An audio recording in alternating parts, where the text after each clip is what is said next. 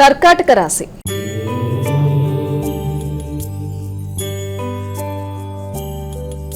అమ్మా, కర్కాటక రాశి వారికి ఎలా ఉంది? కర్కాటక రాశిలోకి వచ్చే నక్షత్రాలను ప్రధానంగా తీసుకుంటే మనం పునర్వసు, పుష్యమి, ఆశ్లేష. ఈ కర్కాటక రాశి వాళ్ళకి ఈ రోజున మిత్రులు అంటే స్నేహ సంబంధాలు బలపడతాయి. మంచి మిత్రులు ఏర్పడతారు. ఏ విషయంలోనైనా సరే వారితో చర్చించి మంచి నిర్ణయాలు తీసుకోవడానికి ప్రయత్నాలు చేస్తారు. వారి వల్ల మీకు లాభదాయకంగా ఉండడం, అలాగే మీకు నేము ఫేము పెరగడం, అలాగే సంఘంలో గుర్తింపు గౌరవం లాంటివి రావడం, ముఖ్యంగా దూర ప్రదేశాల్లో ఉండే వ్యక్తులు ఎవరన్నా ఉంటే వారి ద్వారా మీకు ఏదైనా వ్యాపారానికి సంబంధించి కానీ మీ వృత్తికి సంబంధించి కానీ నూతన అవకాశాలకి ముఖ్యంగా మీడియాలో ఉండేవారికి అనుకూలతలు అధికంగా ఉన్నాయి. సింహరాశి.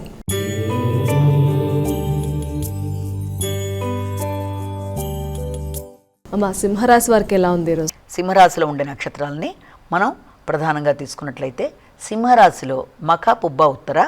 సింహరాశి వారికి ఈ రోజున ఎక్కువ ఖర్చులు, ఆరోగ్యం మీద శ్రద్ధ, అలాగే మీ యొక్క నైపుణ్యాలు పెంచుకోవడం, రోగనిరోధక శక్తిని పెంచుకునే విధంగా ఆలోచనలు చేయడం, శత్రువులు మిమ్మల్ని ఇబ్బంది పెట్టడానికి ప్రయత్నాలు చేసినా వారి యొక్క చర్యలను తిప్పికొట్టడానికి ప్రయత్నం చేయడం మొదలైన వాటికి ఆస్కారం అనేది ఉన్నప్పటికీ కూడా మీరు వీలైనంత వరకు ఇతరులతో ఘర్షణ లేకుండా తగిన విధంగా జాగ్రత్తలు తీసుకుంటూ ముందుకు గనక వెళ్ళినట్లయితే సమస్యలు అనేవి లేకుండా ఏ పన్నైనా సాధించుకోవడానికి చాలా వరకు అనుకూలతలు అనేది ఉంటాయి. కనుక వీలైనంత వరకు అనవసరమైన ఘర్షణలోకి వెళ్లకుండా, ముఖ్యంగా తల్లితరు బంధువులతో మాట పట్టింపులు రాకుండా, అలాగే ఎవరికన్నా మీరు ఇంతవరకు ఏదైనా రుణం ఉన్నట్లయితే దానికి సంబంధించినవి తీర్చేసుకునే విధంగా ప్రయత్నాలు చేస్తూ ఘర్షణలకు దూరంగా ఉంటూ వెళ్ళినట్లయితే సమస్య లేకుండా రోజు ముందుకెడుతుంది.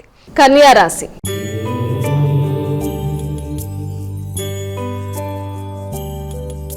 కన్యా రాశి వారికి ఎలా ఉందండి ఈరోజు? కన్యా రాశిలో ప్రధానంగా మనకి ఉత్తర, హస్త, చిత్త 2 పాదాలు.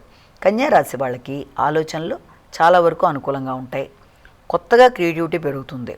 నూతన ఆలోచనలతో సంతానపరమైన విషయాలలో కానీ ఇష్టపడిన వ్యక్తులతో కానీ మీరు చక్కగా మాట్లాడి కొన్ని చక్కటి నిర్ణయాలు, అంటే ఏ విషయంలోనైతే మీరు డెవలప్మెంట్ కోరుకుంటున్నారో అది మీ సంతానం సంబంధించిన విషయాలు కావచ్చు, మీ క్రియేటివిటీ సంబంధించిన విషయాల్లో కానీ ఆప్తులు, ముఖ్యులు ఆ విషయంలో మీకు సహకరించడం, ఆ పరంగా మీరు అభివృద్ధి చెందుతూ ముందుకెళ్ళడానికి చేసే ప్రయత్నాలు చాలా వరకు అనుకూలంగా ఉండడం అనేది, అలాగే ఆ విషయంలో మీకు ముఖ్యంగా మీ యొక్క జీవిత భాగస్వామి కానీ లేకపోతే మీ తల్లిగారు కానీ సహకరించడం, అంటే సంతానపరమైన విషయాలలో మీరు తీసుకునే నిర్ణయాలలో జీవిత భాగస్వామి మరియు మీ తల్లి మొదలైన వారి యొక్క ఆశీస్సులు, వారి ఆలోచనలని అందులో మీకు చెప్పడం మొదలైనవి జరిగే అవకాశం ఉందని మనం భావించవచ్చు.